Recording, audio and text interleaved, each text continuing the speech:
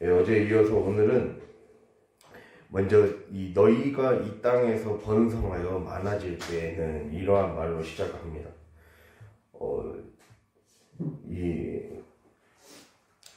여기서 번성하여 많아지다 라는 말은 우리가 그 창세기에서 보면 창세기에서 생육하고 번성하라 이 말과 연결이 됩니다. 그래서 근데 이 땅에서 번성하여 많아질 때에는 이라고 한 걸 보니까 결국에는 너희들의 삶이 생육하고 번성하게 될 때, 번성하는 일들이 일어나기 시작할 때, 즉 번성과 열매 맺음의 축복이 삶의 인생의 실상으로 나타나게 될 때, 이러한 일들이 일어날 때 그러한 축복을 받게 될 것이다. 지금 그 말을 하고 있어요. 그러면서 언약궤를 한마디로 언약궤가 아니라 예루살렘이 여호와의 보좌가 될 것이다 이 말을 하고 있거든요. 언약궤가 아니라 예루살렘이 보좌가 될 것이다 이 말은 쉽게 말하면 우리 삶의 성전이 그냥 이 교회만이 성전이 아니라 너희의 삶의 성전이 확대될 것이다. 거룩함의 영역, 축복의 영역이 확대될 거라는 거예요. 축복의 시작은 언약궤 즉 지성소에서 시작하잖아요. 거기에서 하나님을 제대로 만나서 그것이 확대되어서 많은 사람에게 유익을 주고, 그러니까 우리 생육하고 번성 이 축복의 이 핵심이 그러니까 아브라함에게 주셨던, 그리고 아브라함에게 후손이자 예수님의 자녀인 우리가 받게 될 그러한 축복의 핵심은 먼저 생육하고 번성하는 것이고, 그 생육과 번성을 사람들이 누리고 나로 인해 축복의 통로가 되는 거예요. 이것이 바로 축복의 핵심이죠. 축복은 하나님께서 약속해 주신 언약의 핵심입니다. 그렇게 봤을 때 그러한 일들이 일어나게 되는 것에 가장 중요한 것은 우리의 내가 제대로 된 예배자가 되어서 두 가지의 키워드라고 생각하면 됩니다. 예배자가 되고 예배자를 넘어서서 전도자가 되는 거. 그러니까 단순히 그냥 우리가 성전에서 예배 드리는 것을 넘어서서 이 예배의 정신이 삶에서 더 이어져서 선교의 삶을 사는 것. 그것이 바로 하나님께서 우리에게 원하시는 예배자가 되고 그 예배가 확대되어서 선교적인 삶을 사는 것이 바로 주님이 너희의 삶에 진짜 생육과 번성이 이렇게 될 때 축복을 받게 될 것이다. 이 말을 지금 하고 있다는 겁니다. 그래서 우리가 이 말씀을 근거로 우리가 더 자세히 살펴보고자 합니다. 창세기를 한번 살펴보겠습니다. 이 말씀에 근거가 되는 창세기 1장 26절에서 28절 말씀입니다.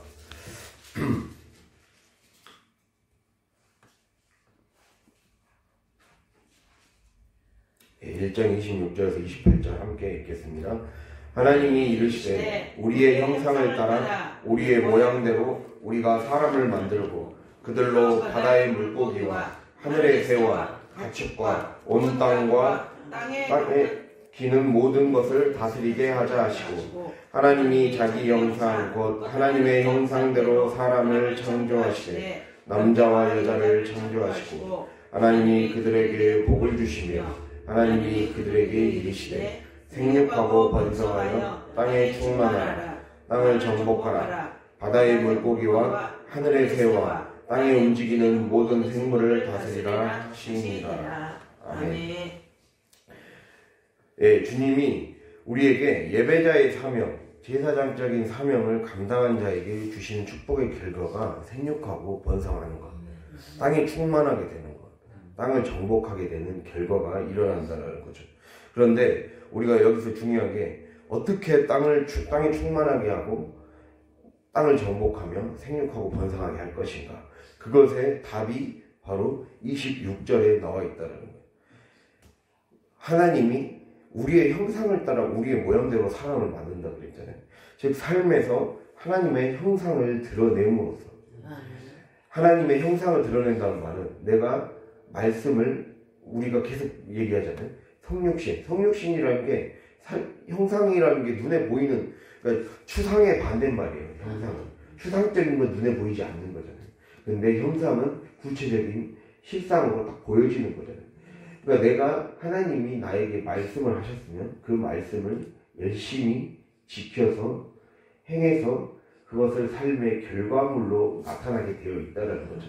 하나님이 주신 말씀은 그냥 사람이 말하는 그냥 헛된 말이 아니라 반드시 내가 한 말은 반드시 지켜지고 그것이 역사가 된다고 주님이 말씀하시잖아요.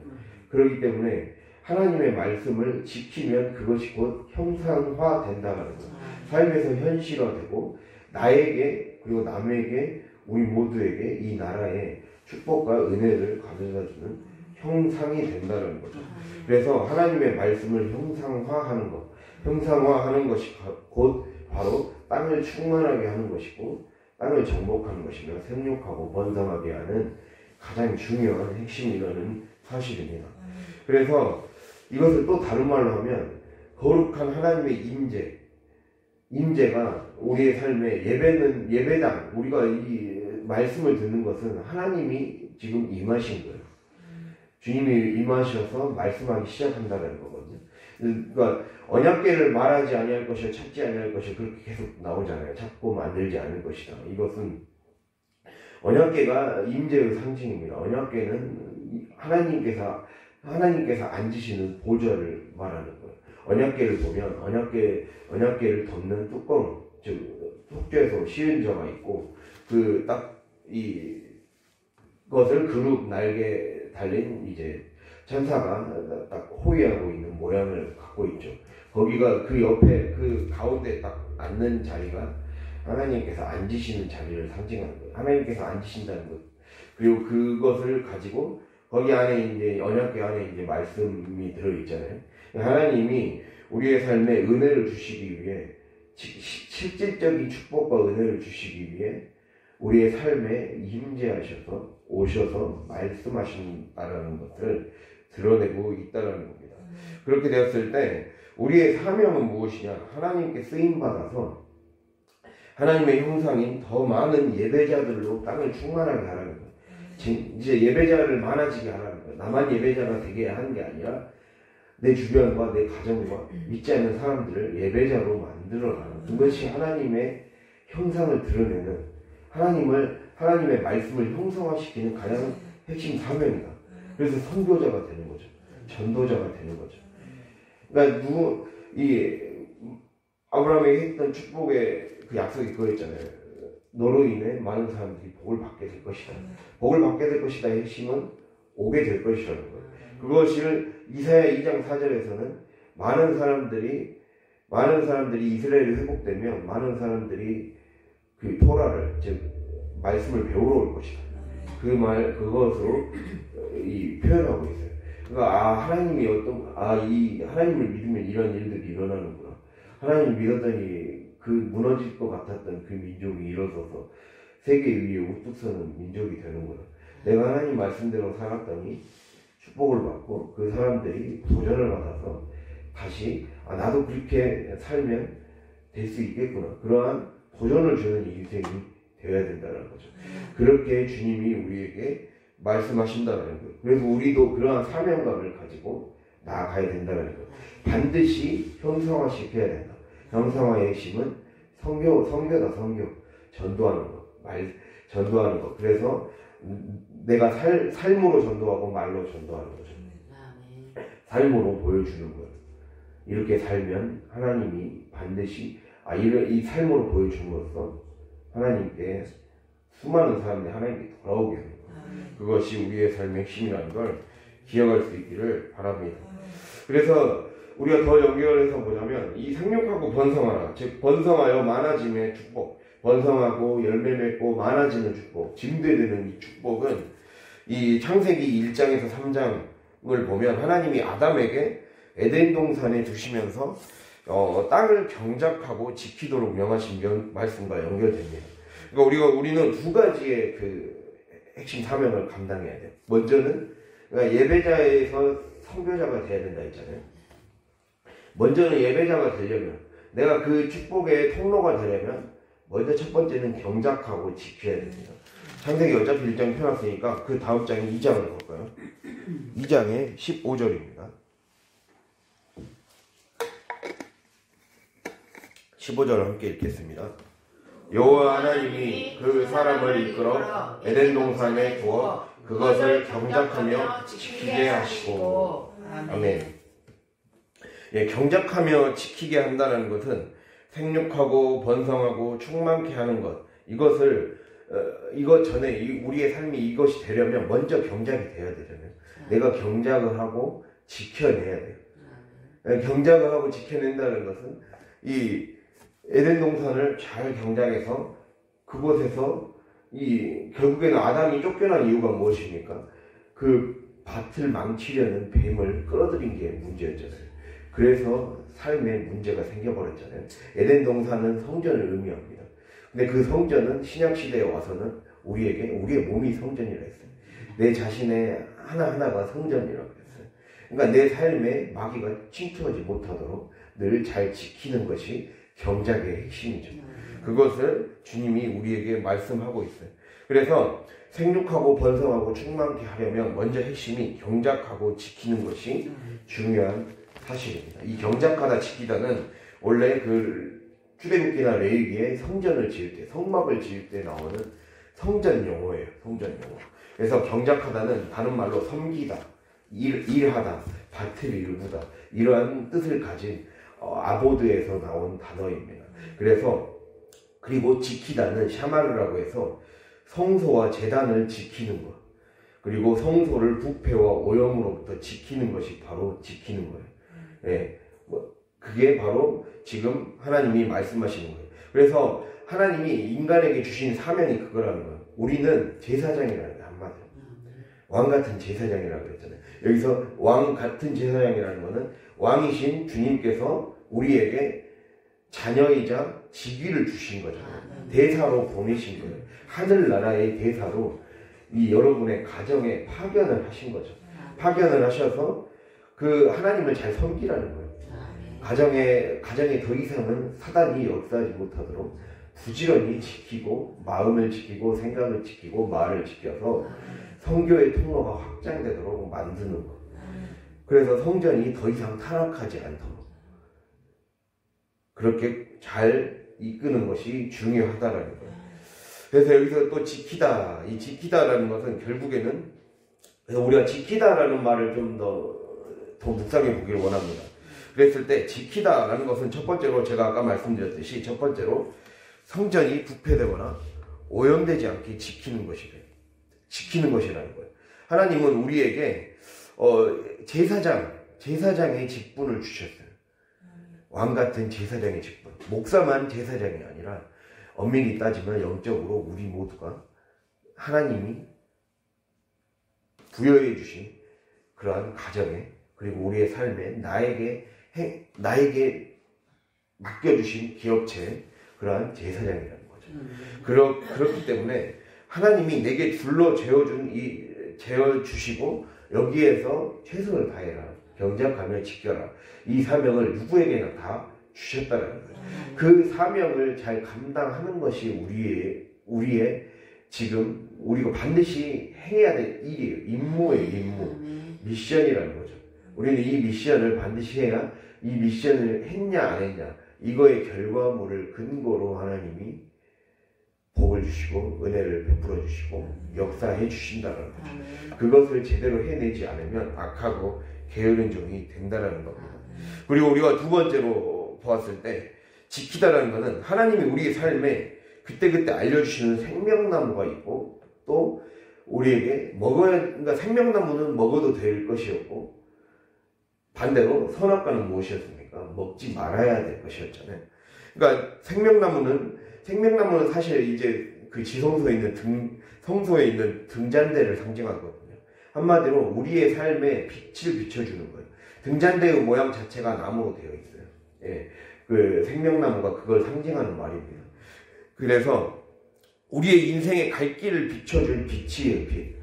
생명나무는 지혜라고 했어요. 잠언서에서는 지혜라고 했고, 지혜는 우리의 삶에 무엇입니까?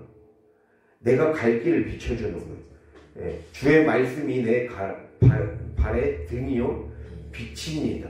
이 빛이 비춰져야 내 삶의 길이 보이는 거예요. 우리는 당장 내 1분 후에 무슨 일이 일어날지도 모르는 어리석은 사람들입니다. 열려있지 못한 사람들이에요. 그래서 주님이 비춰주지 않으시면 우리 안에 알 수도 없고 깨달을 수도 없고 앞으로 나아갈 수 있는 힘이 없는 사람들이라는 거죠. 그래서 반드시 주님이 주시는 생명나무를 먹고 거기에서 빛을 비추시는 것에 따라서 살아가야 된다는 거죠. 그래서 이 새벽의 시간이 중요합니다. 이 아직 미명일 때, 새벽 미명이라고 했잖아요. 아직 빛이 밝아오기 이전에 아무것도 알 수 없는 오늘 하루, 당장 오늘 하루도 어떻게 될지 알지 못하기 때문에 주님께 도움을 구하기 위해, 주님의 빛을 받기 위해, 내 앞에 빛을 비춰주기 위해. 등잔대는 딱 진설병을 비추고 있거든요. 이스라엘의 12지파, 즉 우리를 상징하는, 우리의 교회를 상징하고 우리 자신의 성도들을 상징하는 이 등잔대가, 즉 하나님의 말씀의 빛이 우리를 비춰주지 않으면 당장 내 앞에 또 제대로 분별하지 못하고 엉뚱한 말을 해버리고 또 나를 죽이는 말을 하고 생각을 하고 행동을 하며 그렇게 하루를 또 허비할 수가 있게 된다는 거죠. 내가 빛이 비춰지지 않으면 하루를 허비하게 됩니다. 낭비하게 됩니다. 이것만큼 안타까운 게 어디 있겠습니까? 예, 우리는 어떤 큰 것을 바라는데 어떤 하나님 나에게 큰 사명을 주시고 큰 축복을 주시고 큰 일자리를 주시고 큰 직장을 주시옵소서 이런 식으로 하는데 내 작은 자리에서 최선을 다해서 주님이 먹으라신 생명나무를 먹고 먹지 말라는 선악과를 먹지 않는 것부터가 먼저 우리 삶의 지금 미션이에요. 나에게 주어준 미션, 경작하고 지키라는 것의 핵심 미션, 핵심 임무는 바로 먼저 내가 먹어야 될 생명나무가 무엇인지를 깨닫고 그것을 먹어야 된다는 거예요. 그리고 먹지 말아야 될 것을 먹지 않는 것, 즉 계명을 열심히 지키는 거예요. 그래서 그 임재의 빛이 어두컴컴한 이 미명 같은 하루를 밝혀준다는 겁니다. 이 새벽 미명에 이 어두운 이 새벽에 우리가 와서 앞으로 동이 터오는 이 아침을 정말 희망찬 아침으로, 성공하는 아침으로, 성공하는 하루, 하나님 앞에서 하나님이 받으시는 최고의 하루가 되기 위해. 이전 것은 이제 지나갔습니다. 내가 바로 어제까지도 또 실수하고 넘어졌더라도 오늘 하루 하나님 앞에 제대로 열매 맺는 그 목표를 가지고 살아간다면 그것을 가지고 하나님이 힘을 주시고 능력을 주시겠다는 거죠. 그것을 의지하며 살라고 주님이 말씀하십니다. 그리고 선악과도 중요하죠. 선악과도 우리의 삶의 분별을 말씀하는 겁니다. 선악을 알게 하는 나무, 즉 선악을 알게 하는 나무는 다른 말로 율법을 상징하거든요. 우리의 삶의 계명을 상징해요. 계명이 주로 우리가 10계명을 비롯한 우리가 이 출애굽기 20장에서 23장을 보면 먼저 20장에 10계명이 나오고 20장 이후부터 23장까지는 10계명에서 파생된 그 원리에 따라 10계명은 쉽게 말하면 헌법 같은 거예요. 하나님을 따르는 헌법이고 헌법 밑에 다 민법이 있고 상법이 있고 형법이 있잖아요. 그래서 계명의 핵심은 뭐뭐 하지 말라, 그게 핵심이잖아요. 뭐뭐 하지 말라, 이렇게 하면 이렇게 된다, 이걸 쭉 얘기하고 있잖아요. 그래서 마치 그 법의 몇 조 몇 항을 지키지 않으면 이러한 뭐 벌금을 받습니다, 징역 몇 년에 처합니다, 이런 것처럼 그런 거예요. 그런 거. 그러니까 한마디로 선악과를 알려준 거예요. 이렇게 하면 죽는다. 이게 딱 가이드라인을 딱 쳐준 거예요. 이 선 이상을 넘어가면 힘들어진다. 우리가 선을 넘어가면 인생이 힘들어진다. 하나님의 울타리를 넘어가면, 하나님이 정하신 울타리를 넘어가면, 경계를 넘어가면, 우리 늘 얘기하잖아요. 그러니까 분리 구별 차단 얘기했을 때 하나님이 딱 선을 정해주신 거예요. 이미 쳐들어와 버린 거. 내 삶에 내 말로 내 행동으로 내가 지금까지 과거에 지어왔던 죄들로 이 가정의 울타리가 망가져 있단 말이에요. 내가 이 선악과를 먹는 순간 뱀의 침입을 허용해줬고 그것에 미혹됨을 허용해줬고 그리고 죄를 범해버리고 말았고 하나님과의 관계가 끊어지고 말았고 이웃과의 관계가 끊어지고 말지 않았습니까?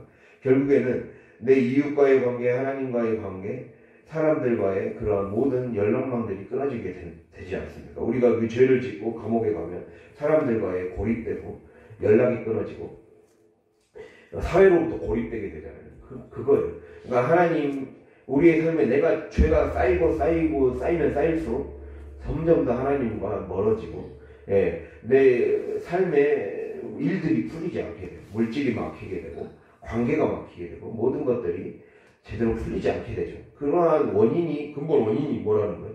하나님이 정해주신 울타리를 내가 걷어찼다라는 거예요. 걷어차고 망가뜨렸다라는 거예요. 그래서 경작하며 지키라는 거죠. 언제든지 망가뜨리려는 세력이 있고, 또 내 자신이 그렇게 할 수가 있다는 거죠. 내가 뱀을 불러들였잖아요. 내가 거기서 정신 똑바로 차리고, 너 거짓말하는 거야 라고 만약에 아담이 그렇게 얘기했다면, 하와가 그렇게 얘기하고 만약에 하와가 못했다면 남편인 아담이 제대로 일러줘서 내쫓았다면, 둘 중에 누구라도 깨어 있었다면 그렇게 되지 않았을 겁니다. 그렇기 때문에 우리의 삶에 깨어 있는 것이 얼마나 중요하다는 것을 말씀하고 있는 거예요. 선악을 알게 하는 나무 열매를 먹지 말라는 것은, 즉 성령의 불을 받아서 그 불빛, 주님의 비춰주시는 불빛으로 인생길을 반드시 인도받아야 된다는 것을 의미하는 거예요. 그러므로 인해 선악의 판단 주체가 내가 돼서는 안 된다는 거예요. 선악과의 핵심은, 선악의 판단 주체가 너가 되면 안 된다. 내가 딱 일러주지 않았느냐 이 말이. 내가 딱 선악과 자체에 우리는 너무 골몰하거든요. 어렸을 때는 그랬어요. 어렸을 때는 선악과 가지고 왜 저 정도까지 하나 그랬는데, 선악을 알게 하는 나무 열매를 먹지 말라라는 그 문장 자체가 중요해요. 먹지 말라라는 그 말은 한마디로 하나님은 이 삶의 최종 결정권을 너가 쥐지 말라는 거예요. 좋고 싫음을 말하는 거거든요. 선과 악은 좋고 싫음이에요. 무엇이 너희의 삶의 좋은 길인지, 무엇이 너희의 삶을 망치는 악의 길인지를 너가 판단하려고 하지 말고 하나님께 맡겨라. 그것을 말씀하고 있는 거예요. 그걸 먹어버리면 그 선악이 섞여지기 시작해요. 선악의 기준이 섞여지기 시작해요. 우리가 죄를 짓기 시작하면 죄가 점점 더 내 판단력을 무디게 하고 나의 삶을 무디게 만듦으로써 내가 내 가정을 망가뜨리고 내 삶을 망가뜨리고 육신을 망가뜨리고 이 사회를 혼란스럽게 하고 망가뜨린지도 모르고 망가지고 있잖아요. 이 사회가 망가지고 있잖아요. 자꾸만 거짓말을 많이 하고 거짓 뉴스를 많이 생산해내니까 결국에는 이 나라가 이 지경까지 된 이유가 무엇이겠습니까? 자꾸 언론들이 거짓 뉴스를 생산해내는 걸, 그거를 아무 비판의식 없이 그냥 그걸 먹어버렸어요. 그냥 그렇게 말하니까 아무 생각 없이 먹어버린 거예요. 우리가 말씀을 하나님이 주셨으면 그 말씀을 삶에 잘 적용해서 잘 읽어내서 이렇게 하면 마귀가 침입할 수 있겠구나를 생각하고 분별할 수 있어야 되는데, 그냥 무작정 다 먹어버렸다는 거예요. 그래서 딱 그 가이드라인을 딱 쳐준 거예요. 이거 이상을 넘어가면 안 된다. 우리는 생명나무만 먹어야 살 수 있다. 이거를 딱 명확하게 알려줌으로써, 그러니까 한마디로 선악과가 무엇인지를 알려줘야 이것도 생명나무라고 착각하지 않고 안 먹게 되죠. 그것을 말씀하는 겁니다. 그래서 그렇기 때문에 우리는 성령의 불을 받아야 돼요. 성령의 불을 받는다는 것은 주님이 우리의 삶에 불빛을 비춰주셔야 된다는 거죠. 우리의 마음에 감동을 주시고 영감을 주신 이유가 분별력을 기르게 하기 위해. 그래서 삶을 바라보는 관점이 명확해지고, 이렇게 살면 죽겠구나 살겠구나를 깨달아서 제대로 지켜내고 제대로 경작하는 자가 되어야 된다는 겁니다. 그래서 결국에는 말씀은 우리를 생명나무로 가는 길이 있다는 것을 깨닫게 해주는 것이 핵심입니다. 율법은 깨닫게 해주는 거라 했어요. 율법은 죄를 깨닫게 해줍니다 라고 로마서와 갈라디아서에 말씀하고 있어요. 죄를 깨닫게 해줌으로써 내가 하나님과 함께 사는 삶의 핵심이 무엇이냐를 알려주게 해주는 길잡이 역할을 해주는 게 말씀이에요. 말씀을 통해 우리가 이 말씀 자체가 중요한 것이 아니라 말씀을 통해 하나님을 만나는 거죠.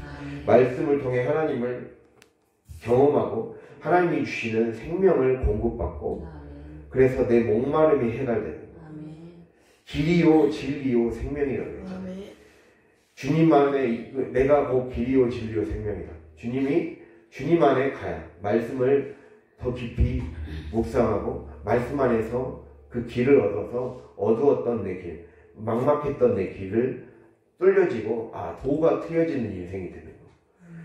네, 도가 트여져서 지혜를 깨닫게 되고 삶의 길을 깨닫게 되고 지식이 열리게 되는 거예요. 그래야 내 삶의 길이 보이죠. 내 사업의 길이 보이죠. 자녀들의 길이 보이죠.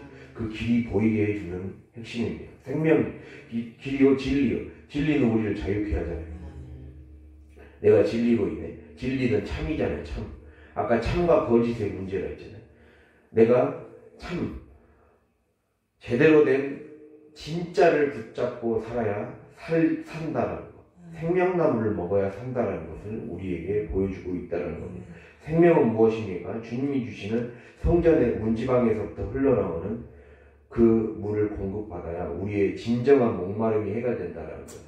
내가 앞길이 막막하고 그리고 무엇이 참인지 무엇이 거짓인지 즉 무엇이 선인지 무엇이 우리 가정에게 좋은 것인지 무엇이 내 삶의 길에 좋은 것인지 나쁜 것인지 내가 이것을 먹어도 되는지 안 먹으면 안 되는지 내 자녀가 이 길을 가면 좋은 건지 안 좋은 건지를 그것조차를 분별할 수 있는 눈이 닫혀있기 때문에 그래서 늘 답답하고 목이 마르고 지금까지 그것이 늘 실패하고 넘어지고 늘 답답해서 목이 컬컬해진 인생이 그 주님의 물을 마셔서 주님이 주시는 그 성전에서 흘러나오는 물을 마셔서 해결이 되는 거죠. 영원토록 목마르지 않은 생수를 공급받게 되는 거죠.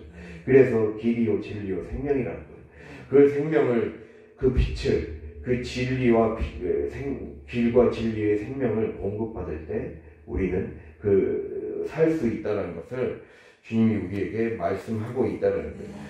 그래서 우리는 더 이상 죽을 길을 선택하면 안 됩니다. 어리석은 길을 선택하면 안 된다는 거예요. 그리고 우리가 세 번째로 살펴볼 수 있는 지키다. 지금 제가 지키다를 얘기하면서 첫 번째로 성전이 부패되거나 오염되지 않게 지켜야 된다. 내 삶이 부패되지 않도록 내 삶이 더 이상 죄로 오염되지 않도록 내가 내 몸을 지키지 않으면 나 때문에 가정이 힘들어지고 왜냐 내가 대표이기 때문에 하나님이 나에게 세워주신 대표 제사장이기 때문에 내가 제대로 내 언행 심사를 잘 관리하지 않으면 반드시 영향받게 되어 있다. 그 언행 심사의 관리를 잘 하는 비결이 생명나무는 먹고 선악과는 먹지 말아라 라는 거죠.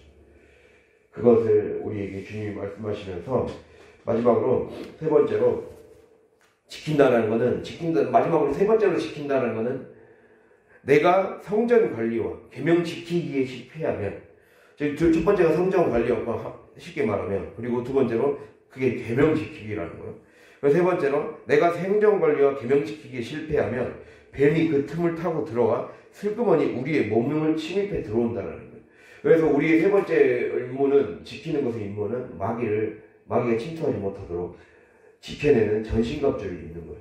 전신갑주를 입고 딱 무장을 해서 지켜야 돼요. 내가 부지런히 하루하루 생명나무를 공급받고 길을 인도받으면 그 길에 따라서 주님이 오실 수 있도록 길을 예비해서 고속도로를 깔아놓고 터널을 뚫어놓고 주님이 오실 수 있는 길로만 예비할 수 있어요. 거기에 마귀가 오지 못하도록 딱 지키고 서 있어야죠. 마치 그 도로에 그런 보안대, 검색대 그런 것처럼 중요 군사구역 내 그 경계에 항상 그런 게 있지 않습니까? 군대 그 보초들이 서 있어서 딱 그 이상을 들어오지 못하도록 우리가 며칠 전에 원자력 발전소 갔을 때 원자력 발전소 앞을 딱 지키고 있잖아요. 그 앞에 못 들어가도록 그런 중요한 군사적인 중요한 구역들 함부로 민간인이 들어가서는 안 된 구역들은 항상 군인이 지키고 있거나 함부로 들어오지 못하도록 출입증을 허가된 사람만 들어올 수 있잖아요. 그런 것처럼 우리가 딱 거기에 영적인 군사가 되어서 지키고 있어야 되잖아요. 우리는 두 가지 임무를 동시에 해야 돼요. 그냥 경작만 하는 것이 아니라 열심히 심고 열심히 이 잘못된 황무지는 딱 깔아서 좋은 도로를 만들어야 돼. 좋은 도로를 만들고 막혀있던 길들을 뚫어서 터널을 뚫어서 고속도로를 만들고 그래서 주님이 오실 길을 예비하도록 만들 뿐만 아니라 거기에서 마귀는 오지 못하도록 딱 영적인 군사가 되어서 전신갑주를 입고 지켜내야 돼요.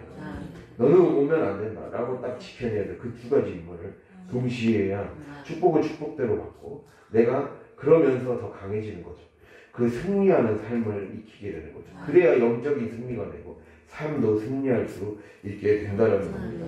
그래서 우리가 그렇게 지켜내야 돼요.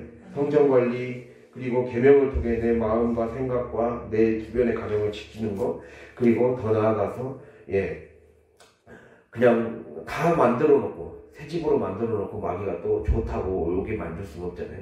우리가 마가복음 보면 마귀가 나갔다가 귀신들이 나갔다가 다시 집이 수리되고 고쳐지니까 이 집이 좋다 하고 다시 오게 된다고 했잖아요. 그래서 일곱 귀신을 더 들여오게 된다. 그렇게 됐잖아요. 그렇게 될 수 있어요. 내가 은혜 받고 나서 더 귀신 역사가 많이 일어나잖아요. 내가 은혜 받으면 받을수록 하나님의 말씀에 은혜 받고 다시 회복되고 다시 도전받으면 도전받을수록 더 잘 지켜야 돼요. 더 잘 지키고 그럼 이 은혜 받았다는 건 다시 성전이 회복됐다는 거고 성전이 수리됐다는 거. 성전이 수리됐고 내 삶의 성전. 그러니까 첫 번째는 우리 예배당에 내가 영적인 관계의 성전이고 이 영적인 관계가 삶으로 이어지는 성전이 관리되는 것이고 그 성전 관리가 잘 돼야 되잖아요.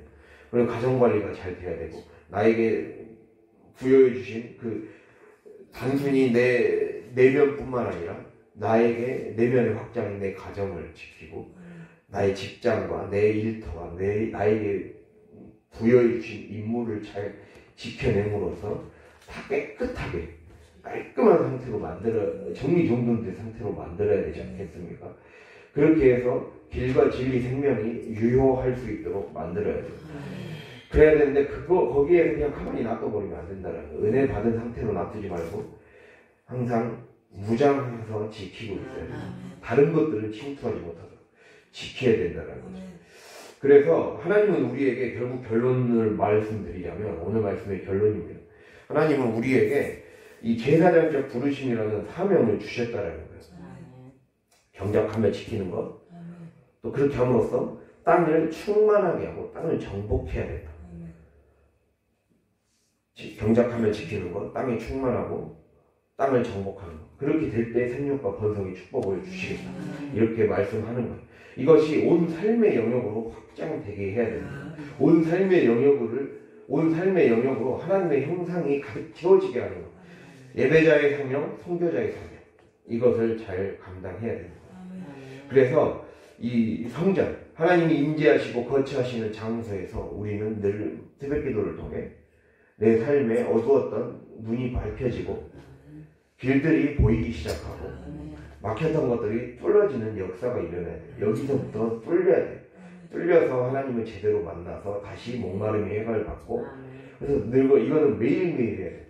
날마다 매일 성경을 묵상하고 매일 말씀에 하나님이 주신 말씀, 하나님이 깨닫게 해주신 그때그때의 생명나무, 우리가 이 기록된 성경뿐만 아니라 하나님이 그때그때 깨닫게 해주시는 여러분의 삶에 말씀하시는 그 말씀을 임재의 빛을 통해 깨닫게 되는 역사가 늘 일어나야 된다는 그렇게 될 때 임재가 우리의 삶에 역사합니다. 마지막으로 한 가지 주제만 놓고 마치겠습니다. 임재라는 말 뜻이 먼저 임이라는 말은 도달, 하나님이 어떤 장소에 오셔서 오시는 것, 오셔서 도달하시는 것, 그래서 마주 대하는 거예요. 그래서 하나님이 내 삶에 오셔서 내가 마음을 열고 마주 대해야, 맞이해야. 그러니까 오신다라는 임의 뜻도 되고 마주 대한다라는 임의 뜻도 돼요. 그러니까 내가 하나님이 오셨다고 해서 그냥 오셨는갑다 그게 아니라 내가 얼굴을 마주 대해야 해요. 그러니까 예배를 통해 그냥 귀로만 듣는 것이 아니라 하나님을 만나야 돼요. 하나님의 얼굴을 봐야 돼요. 예배를 통해 하나님을 제대로 만나고 깨닫고 체험을 해야 돼요. 예배를 통해 내가 체험을 해야, 내가 영적인 체험이 일어나야 제라는 말은 자리 잡는다는 뜻이에요. 주님이 내 삶에 완전히 딱 자리를 잡게 돼요. 자리를 잡는다는 것은 정착하게 된다는 거예요. 정착. 이제 삶이 이제 정착하게 돼요. 어떤 사람이 정착의 반대는 떠돌이 인생이잖아요. 나그네 인생은 불안정한 인생이잖아요. 우리의 삶은 늘 불안정하잖아요. 늘 뿌리 박히지 못하고. 그래서 제라는 말 속에 임제할 때 임에서는 오시고 마주대야 하는 거, 그리고 제라는 말 속에는 자리 잡다라는 말이 있는데 이 자리 잡다를 세 가지로 볼 수가 있어요. 주님이 우리의 삶에 정착하시는 거, 주님이 내 삶의 발언권 자리를 차지하시는 거, 예, 그리고 내 삶이 제대로 축복의 그 나무가 뿌리가 딱 박히는 거. 뿌리가 딱 박혀야 돼. 나는 열심히 경작하고 심었잖아요. 근데 그 나무가 약하면 안 되잖아요. 나는 열심히 심는다고 했는데 주님이 내 삶에 끝까지 매일매일 쉴 새 없이 24시간 임재해서 역사를 해요.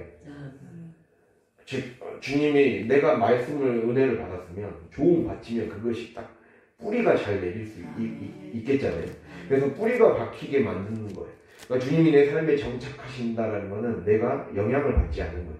더 이상은 주변 말에 영향을 받지 않고 주변 환경에 영향을 받지 않고 내 연약함과 내 아킬레스건에 영향을 받지 않고 무엇입니까? 완전히 하나님이 내 삶에 뿌리를 박아버리는 거죠. 뿌리를 박힌다면 말씀이 이제는 제대로 뿌리를 박히는 거예요. 말씀 외에 다른 것은 제거가 되고 말씀 외에 다른 것은 떨어져 나가고 딱 하나님의 말씀만 내 삶에, 하나님의 언어와 하나님이 내 삶에 주신 말씀이 내게 부여해 주신 생활 양식, 행동, 그리고 습관, 이것이 말씀의 습관, 말씀에서 비롯된 습관과 모든 것들이 자리 잡고 완전히 뿌리 박히게 만드는 것, 그것이 임재라는 것. 주님이 오셔서 주님을 만나야 그것이 내 삶에 정착이 되고 뿌리가 박힌다. 그래서 여러분 이 말씀을 통해 항상 뿌리 박히기를 원합니다. 여러분의 삶에 뿌리가 박혀야 돼요. 뿌리가 박혀야 뿌리가 깊은 곳까지 내려요. 넓은 곳까지 퍼져야 많은 사람들이 그 영양분을 공급받을 수 있기 때문입니다. 그래서 우리의 삶의 중요한 핵심은 임재입니다. 임재. 제가 자꾸 임재를 얘기한 이유가 언약계를 통해 주님이 우리에게 말씀하신 건 임재가 떠나서는 안 되기 때문에. 그래서 항상 오늘도 주님의 임재를 경험하고 주님이 내 삶에 임하셔서 그냥 단순히 은혜만 받는 것이 아니라 그 은혜가 삶의 가정에 여러분의 인생에 완전히 뿌리박는 그러한 삶이 될 수 있기를 간절히 바랍니다. 기도하겠습니다.